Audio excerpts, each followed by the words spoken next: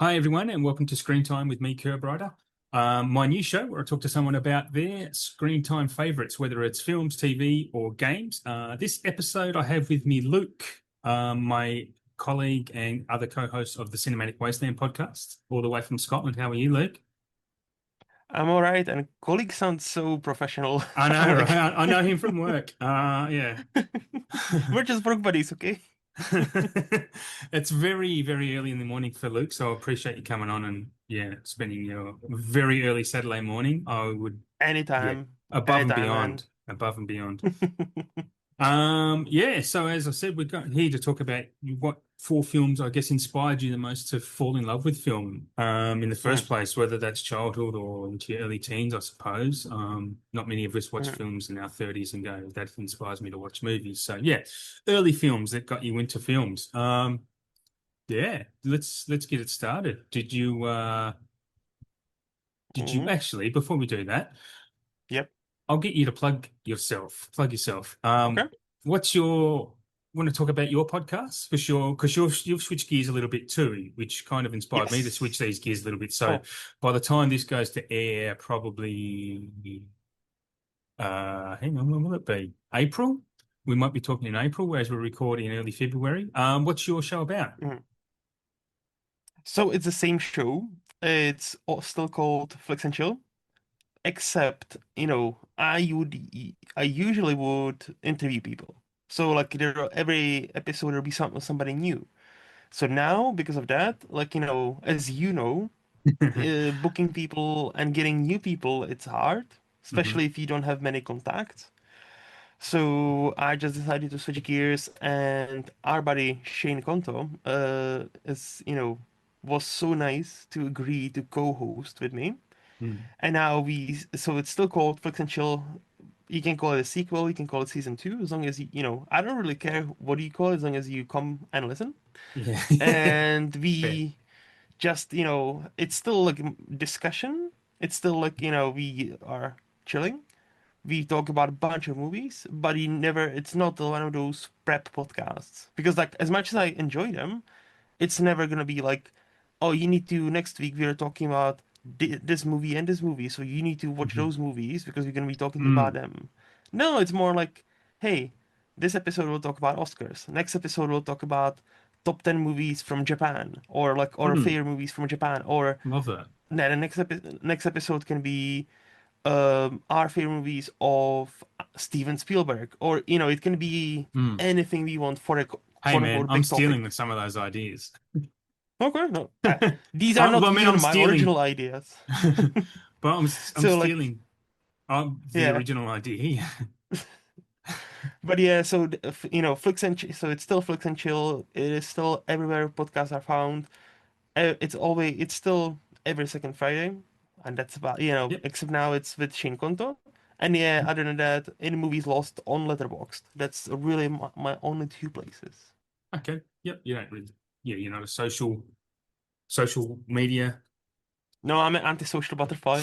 and probably the better person for it. I am going to judge. Yeah. Mm. Yeah, sounds exciting. I'm keen to start listening to you and Shane and obviously be a guest on there with you at some point in the Of future. course. But yeah, when I'm saying, I'm stealing your ideas, I mean this whole idea for this show is kind of like a letterboxed Hmm. shit anyway, so I'm stealing from them as well. So there's no original ideas. I'm just, as Hollywood and Quentin Tarantino will tell you, we just kind of steal from each other.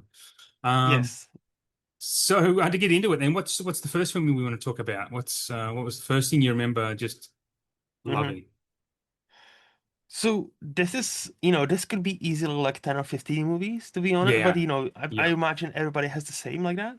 It could also be a So 10 or 15 hour show if it was. So. exactly. No, so like the first one I had to be mentioned would probably be like something like Shawshank Redemption, Oh because wow. I remember, yes, and So because there's a story. Yeah. yeah, okay, yep, yep. Oh no, I was just going to ask how old you were when you first saw that. That's probably part of the story. But Yes. yeah. Yes. I believe I was about 12, 11, so Okay. like very early. And that's why like it stuck with me. It's still like in my top four, like it's my I think top three movie of all hmm time.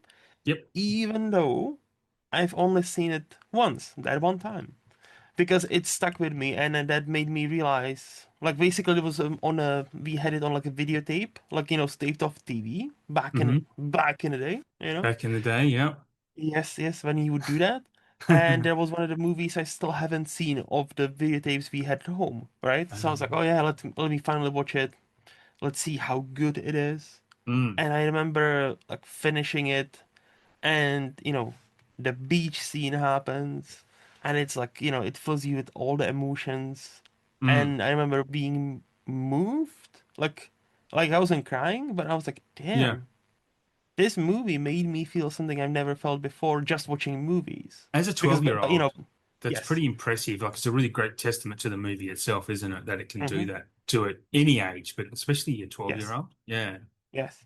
No, because yeah, before then, you would obviously like, or I would obviously watch. So I was born 1991. So like I'm a child that was brought up on like 90s, 80s. So like, Hmm. but mainly like action movies. So my big heroes, both figuratively and literally, were like Arnold Schwarzenegger, Sylvester Stallone, Yeah. Bruce Willis. Yeah. Those were my dudes. Those were Hmm. just like, oh yeah, like Arnie is fucking awesome. Sylvester is awesome. Like Bruce is awesome. Like so I would be, watching a shit ton of action movies. I would be watching a lot of like movies like that, like fun movies. But when I decided, oh yeah, movies might be my thing, then I start to explore. And yeah, Shawshank Redemption just happened to be on the video we already had. So I was like, okay, let's do it. And yeah. It's a great choice. Yeah, I was thinking of your age then, but you obviously watched it, I guess if you were 12 in the early thousands. And I'm thinking when it came out, I'm trying to think of when I first watched it. I was probably 18 or 19, Hmm. I'd imagine. And I remember it hitting me hard, and I've seen it, I don't know, at least a dozen times, I think. I need to rewatch it because Mm, obviously it's been a while, but I yeah, still think it's same. gonna like it lives on my shelf. It is now a 4K on my shelf because Yep. I know I love that movie, and I cannot wait to rewatch it a bit. I don't think my girlfriend's actually, or sorry, wife now. I don't think she's seen it. So What about your yeah, girlfriend? Has she seen oh yeah, that's a different it? story. But I'm no, just looking at my letterbox. So it's been nearly 3 years to the day we've recorded since I've seen it. And I think I might, because it has been on my mind lately, so I might correct that mm, tonight. mm, Yeah, it yeah. depends on else what other nostalgia you bring up for me. But Oh, nice. yeah, Okay. Shawshank Redemption. Do you want to go to number two Yeah, yeah, sure, or second absolutely. movie? Yeah, yeah, let's do it. So yeah, so I have several in my head. So I just want to like not understand. I need to double check like where I want to take it because there's Hmm. quite a few movies I grew up on. You know what? Yeah, I think this also shaped. Yeah, this definitely shaped me to be this person I am. And part of those action movies, which I saw really early, probably earlier than I should have, is First Blood. Not Rambo, Oh, First Blood, yeah, but just First Blood, just because first back blood. then it Yep. was. Mm. And because I had an uncle that he really liked this movie. So, of course, what do you do when you have 11, 12-year-old? You show them this movie. So, yeah, Yeah. it was in that kind of stage where maybe I was even younger, to be honest. And I remember thinking, damn, this movie is scary. This movie is kind of because like the sequence in the woods, like in the middle of the night, and he's just killing them off one by one. Mm. I'm like, oh shit, this It's is. I actually watched it. Hmm. I'm pretty sure I'd seen it as a kid, but I watched it for the first time probably since I was 8 or 9, just late Hmm. last year, and I Hmm. didn't realize how good it actually is. That's the other thing. Like I unlike Shawshank Redemption, I've actually watched this one few times now, Mm. and I've talked to our buddy Shane about it on one of his shows, Oh yeah. and like I've made the same point. I'm like, so there is a stereotype about Rambo, or like now it's like Rambo 2, Rambo 3, 4, or whatever, right? And there is a stereotype that comes with these movies, like yes, muscly guy Sylvester Yeah, yeah. just goes in and kills everybody, Hmm. and and walks out. Yep. But this is those are the sequels. The first one is this very open Vietnam War critique, especially, but not Yes. about the war itself. It's more how Americans treated the veterans after. Hmm. And I think the end where Sylvester has that breakdown is still phenomenal. I still think, like, Sylvester Stallone, I think he is better actor, or used to be at least, than people gave him credit for because of his big muscles. So, Yeah. and that ending, like, is powerful. And yeah, like, again, I've always wanted to have that big fucking knife Rambo has. Like, that seemed like such a Yeah. cool knife. Yeah. I Like, remember. I remember yeah, liking that as a kid too. For no reason but really. But it's cool. yeah, exactly. No, so to me, it's again, you can make fun of Rambo, and definitely the franchise became a bit of a thing to have fun of Mm. after. But the first one, if you haven't seen it in a long, long time, and you only all you have associated with Rambo is, oh yeah, Sylvester has big muscles and he kills 200 people. Not really, not in this one. Like, It yeah, doesn't. in the sequels. It's definitely not the stereotype of those 80s action blockbusters, is it? Like from those actors you mentioned, Arnie and hmm Slice hmm specifically. Yeah, it's a bit more serious and political, as you said. That's hmm what kind of makes it. And just on your point about Stallone being a better actor than he's given credit for, I agree. Like even in Rocky, he's fantastic in Rocky, hmm and he's I proved that he. remember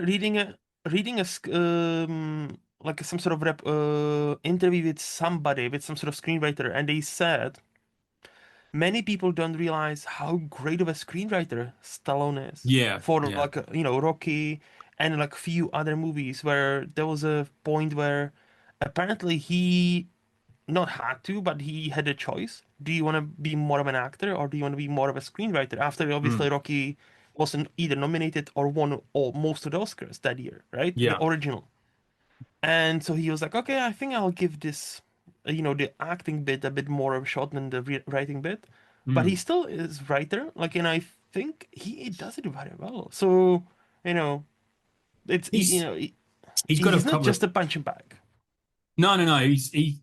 I mean, he chose the career he chose, same as Yes. Arnie, and same as well, Bruce. Yes. Bruce actually mixed it up quite a lot, but I mean, they hmm have those reputations, even though yeah, they're obviously very smart guys. Because you're not that. No one that successful is that dumb, and well, except for the president maybe, but on, Which president? well, not our president, I that's for wonder. sure. Yeah, yeah, it narrows it down, doesn't it? Um, hmm but yeah, I think we're on the same page.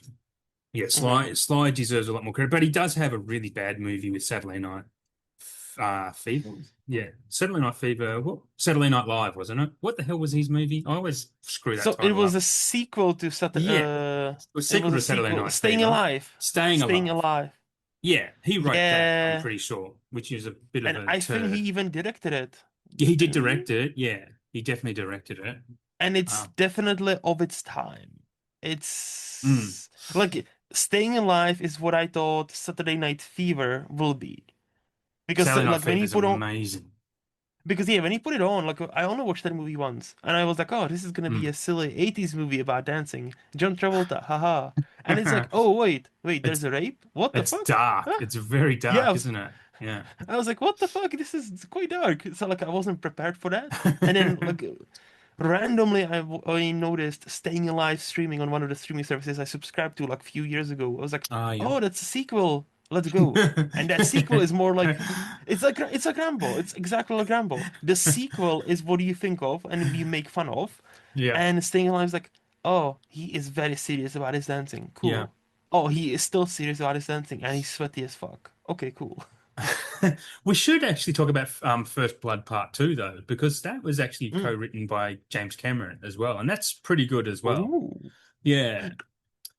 Like from what I remember, I haven't rewatched these sequels in ages. But from what I remember, I really like the first sequel, this yeah, part two, because Yeah. he goes back to Vietnam, I think. Yeah, he goes back and there's just a lot it's you can tell if you didn't know it was written by Cameron, you could tell by the action in it because it's very James Yeah, Cameron action, like helicopters getting blown yeah. up and yeah, it's that type of hmm shit. Um But yeah, it's because I watched that and yeah, the second one pretty close together last year, and I just, despite my memory, are hanging in there a little bit. But I just remember them being quite good. I haven't gotten to the third one yet. Um, I think the but I third think one, that's where it falls especially off. now, yeah, Mm. well, I think especially now, look, because the movie is dedicated to the brave Afghani soldiers that, Mm. or that like a resistance group that kind of became Al Qaeda. So it's like, Oh yeah, uh, yeah, yeah. The that did Taliban, not. or I don't think it was Taliban, but it was basically because it takes part of Afghanistan. yeah, But so like, yeah, I think that like that group that got dedication like kind of became Al Qaeda, and I'm they like, do get they uh-oh. do change. I mean, the groups do change Yes, because they're yes. mercenaries fundamentally. It's like whoever's Mhm. paying them. Yeah. So yeah. Um, And one man's terrorist is another man's freedom fighter. That's, Correct. Well, Star Wars is a great lesson. If you tell that story from a mhm. different side, it's a different movie. Yeah, That, yeah, yep, yep, yep. absolutely. Um, yeah. We could get into politics because why not? I'm kind of in the mood, but we better go on with movie number three. So my third one, this can go again one of many ways. I think I would like to talk about. You know what? Yeah, let's keep it on the theme. So again, a movie that's still in my top two right now, and I watched way too young because Yeah. like I'm like, what the fuck happened? I was like, what? I don't know, understand anything about this movie, but I understood even at the time, and I saw something insane, but also awesome. And that movie is Mulholland Drive. Oh, yes. So I I was was sitting here slightly thinking, what's he saying? older. What's he going to say? I was slightly older, so I think this Mm. one I watched when I was like 14, 15, Ah, something around that time. peak Naomi Watts, peak puberty. I can understand it. Yeah, yep, yep. But see, the thing is, I didn't even know about the lesbian scene. I didn't even know about anything. I was like, oh, No, this no, is a thing. but you didn't forget Yeah, it though, yeah. right? Well, yeah, that's another thing.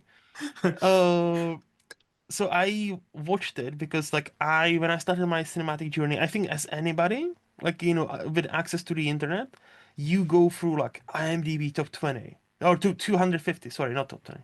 What am I talking about? Like you go through all these like different lists, like because you want to Mm, see the best of the best. And I've yeah. seen like Mulholland Drive on quite a few lists. So I was like, okay, Hmm. let's see what this is about. And yeah, that is correctly the movie that made me fall in love with Naomi Watts because she is phenomenal. Yeah. I still don't understand how she wasn't nominated for an Oscar for that year. That's insane. It is insane. And more importantly, like like made me appreciate David Lynch, obviously. But more importantly, like as I said, like that movie ends first time ever. I'm like 14, 15. I'm like, what the fuck just happened? Yeah, I I know, don't yeah. understand anything. Yeah. But I understand that I love it. And I don't Mm. understand why I love it because like it doesn't make sense. At least it didn't make sense to me at the time. So there was one of so the reason I'm bringing it up is there was one of the first movies I kind of had the realization that you don't have to necessarily understand movie to appreciate it if it clicks on you, with you on a different level. And Mm. that's a movie I've rewatched just in the last 3 years, three times. Which the Wow. latest one, I don't know if I mentioned it to you.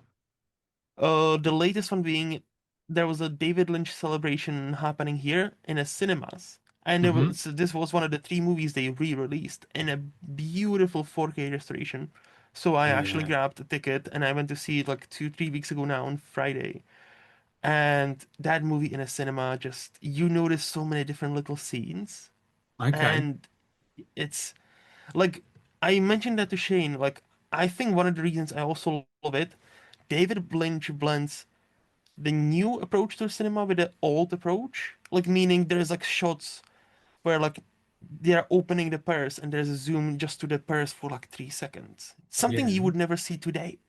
And I'm Yeah. like, this to me is like a scene from 1940s. It's like From like Hitchcockian almost that. yeah, yeah. And I like because the first half is like this mystery, like woman who loses her memory, Hmm. and like they are trying to like like be detectives about it and see who she is, but but he knows something insane is kind of happening, and then the movie switches on you totally, and it's like, Yeah. oh, the fuck? Okay, something happened. I don't understand. And now I think I kind of understand. But damn, that movie is just so it's loaded with so many things. Again, Naomi was like Laura Herring is great.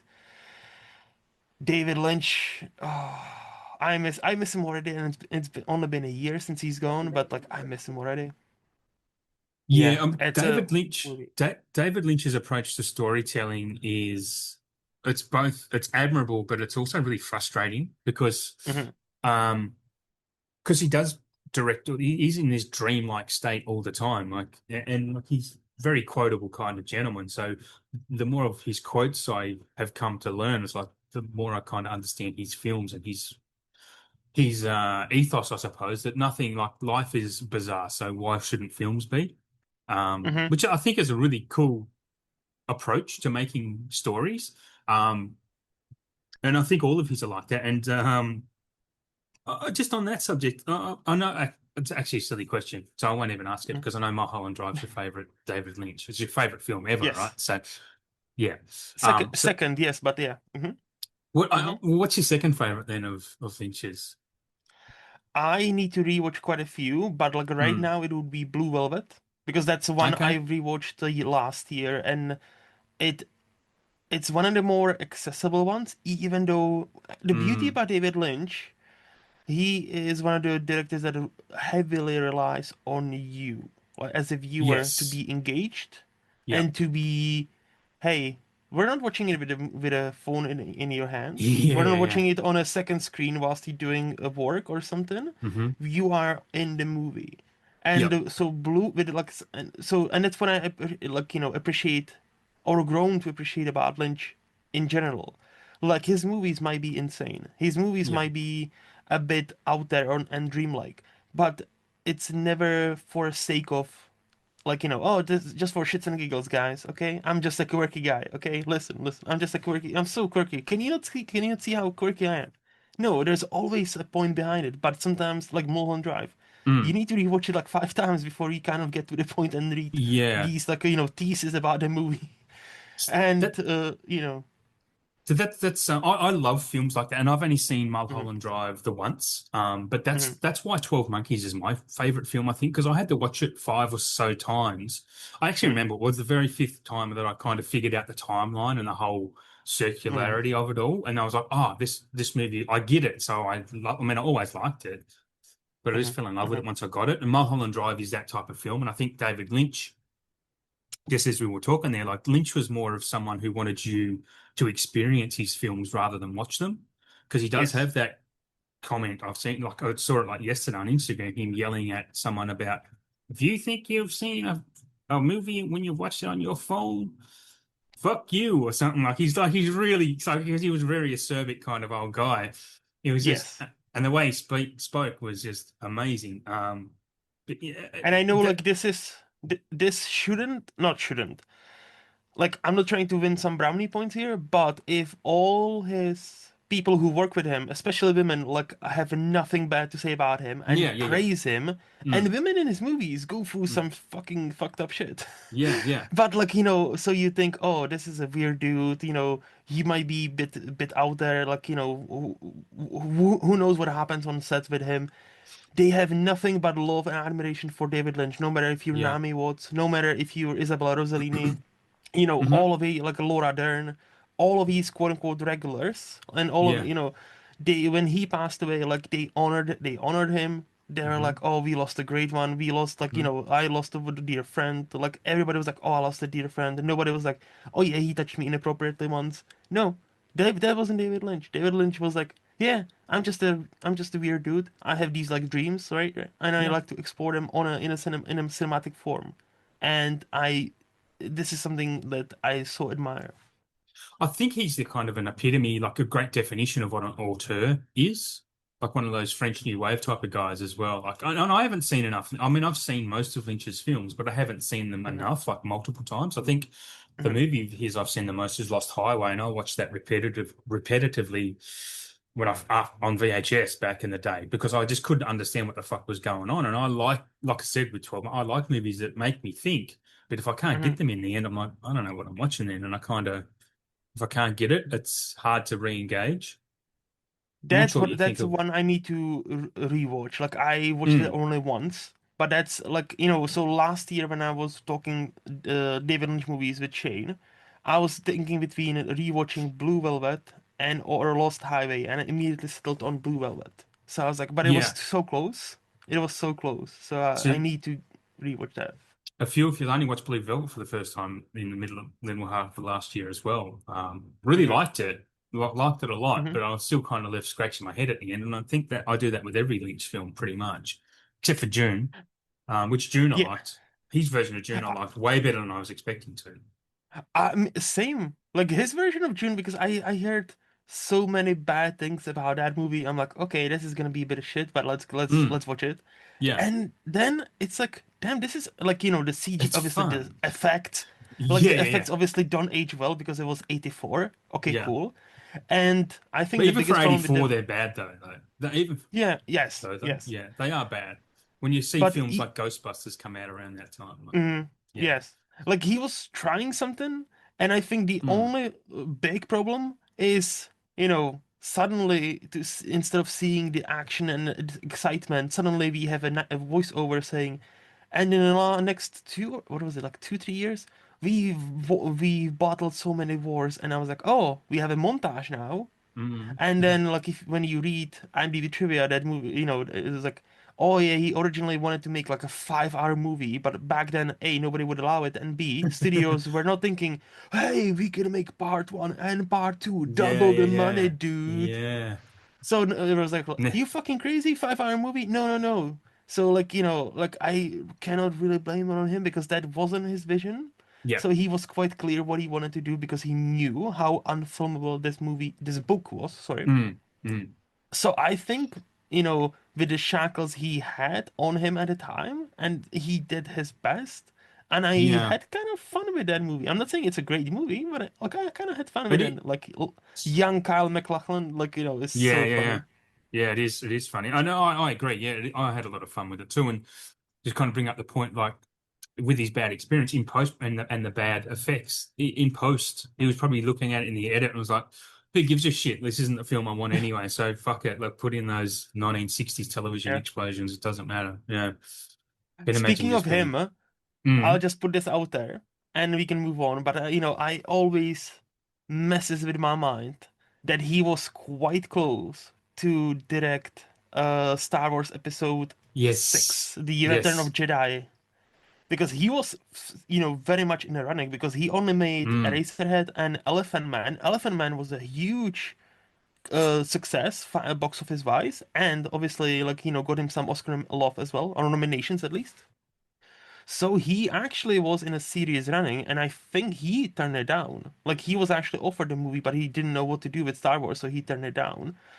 And part Mm. of me is happy because I Yes, like what we've gotten, but yes. part of me really wants to see David Lynch's take I on Star can't, Wars. I can't imagine it, man. It would have been a very different end to the. Jedi is actually my favorite Star Wars. I know people think it's like I love Jedi. It's the first one I ever watched as a kid, and so much about Nice. it. I mean, the Ewoks alone, and I love the Yeah. Ewoks. You know, Me come at too. me if you Me want. too. Yeah, the Ewoks are great. And that whole speeder chase because I was always into cars and racing, and I obviously still am, but hence the KerbRider name. But that forest chase scene on those speeder bikes, that blew me away as a kid, man. Like that, you're making me want to watch Return of the Jedi now. It's moving up to the top. Sorry, Shawshank. And Princess, the obviously the infamous or famous bikini Princess Leia, like, Oh Carrie yeah, Fisher. the opening of I'm Jedi, like, that first half hour of Jedi is peak. It's peak Star Wars. hmm It's what Star Wars is all about to me. Yeah. yes. Anyway, No, yeah. not a Star Wars podcast. No, no, no. Movie number four. So, you know what? Let's keep it on the team because, like, this definitely was in the running before I mentioned this. It's not Mm. the Return of the Jedi, it's the Empire Strikes Back. Okay. And there is a reason for that. Again, there's with me, I'm a yapper, you know me. So, like, there's also a story. So, like, I was kind of prejudiced against the Star Wars Because to Mm. me, so I'll tell you what, Yeah, yeah. Tell me. my 13-year old ass, because again, that was the prime age for me to watch these movies. For some Hmm. reason, I thought that name, Star Wars, is dumb as a title. I'm like, Wars, but like up in the stars? What, like, the fuck?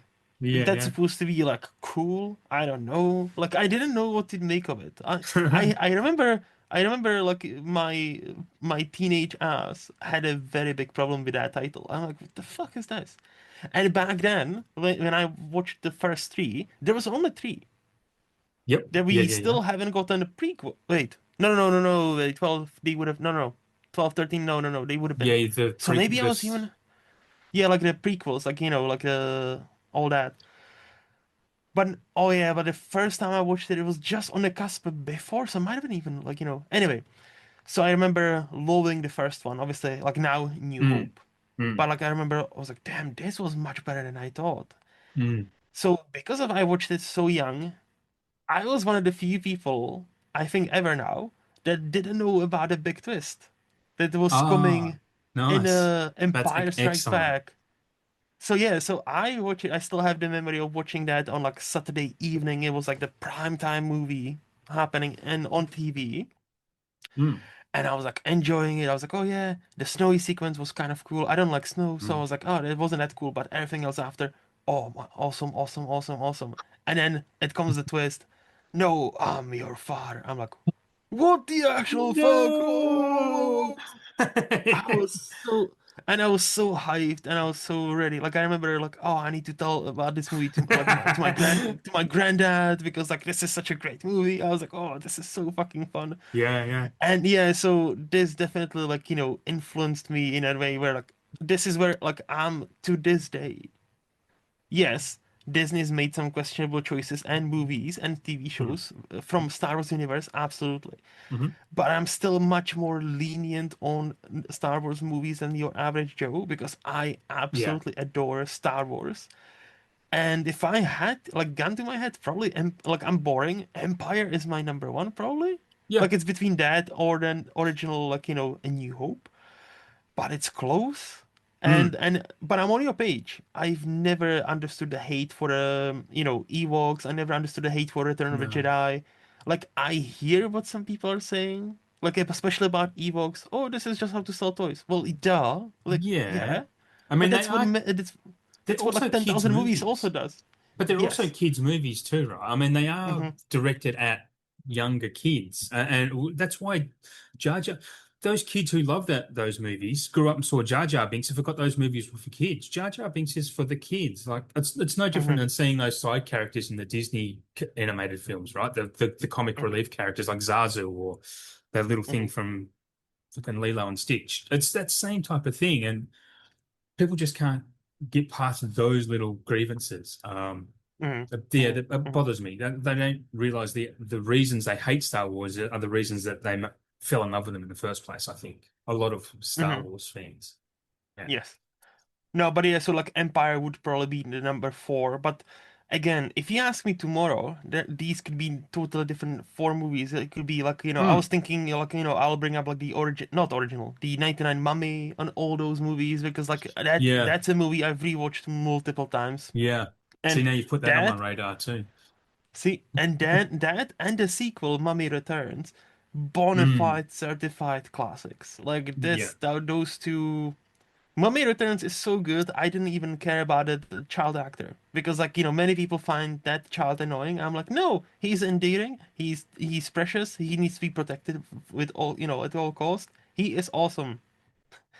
So, like, I'm not sure when I last. I haven't watched Mummy Returns probably since it came out. Then, by the looks of it, hmm so it's not because I don't have it logged on Letterboxd. So yeah, ah, interesting. Um, and Rachel Weisz in those movies, yeah, I oh, know. like The Rachel Weisz other, still looks great, but yeah, like yeah, yeah, especially in those movies. absolutely. Patricia Velasquez was, or Velasquez. Oh, She was like but she played a Nook on a Moon. and Um, Cinnamon, yes. yeah, yeah, Oof. yeah, yeah, yeah. Yeah. That scene when she walks out with just the body painting, I'm like, Mm, ooh, yeah. I like women. It's like Yes, the absolutely. Ralph from Yeah. Simpsons, like when he sees someone naked Bart. I like men now. I bent my Wookiee. Even on the Star Wars train. I was going to say Yes, it was a sexual awakening for me too when the first Mummy came out. But what year was the first Mummy? Yeah, no, I was like in 99. my I Yes. was in my early 20s by then, so I was already awakened.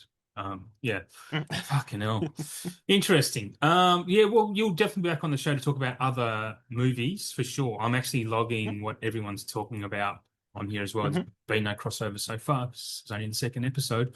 But mate, should we wrap it up there? Is there anything else you wanted to talk about on the fringes? Any of that? Oh, I no, yeah, just yeah. You know what? Mentioning the mummies feels right because like that's a movie Mm, I've rewatched. There's only a couple of movies, like Star mm, Wars being one of them, that my sister and I, because I have a sister that's 1 year younger, or almost a year younger.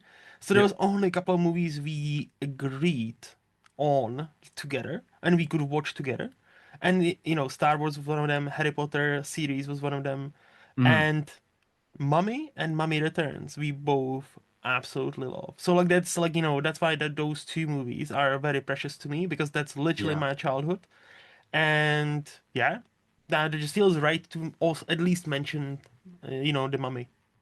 It might be worth doing a part two of these because in no Star Wars comes on my radar as it's a Hmm. movie that made me fall in love with movies, even though Jedi probably did.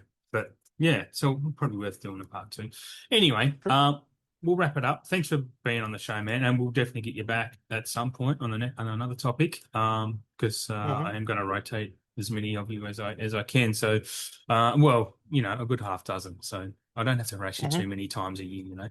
But yeah, thanks for listening, everyone. I'm still getting used to the name, but Screen Time with KerbRider is a member of the SPDM Crew podcasting network, where you can also catch many, many podcasts. Shane Conto says this way better than me, so I'm not going to even try, but Luke has his own podcast on here, and me, Luke, and Shane have one together as well. So check out the network wherever you get your podcasts, and if you want to be on the show, jump on the SPDM Crew Instagram page and send Mike a DM, and he can help you either be on a show or create your own if you want. So until next time, thank you for listening, and tell your friends.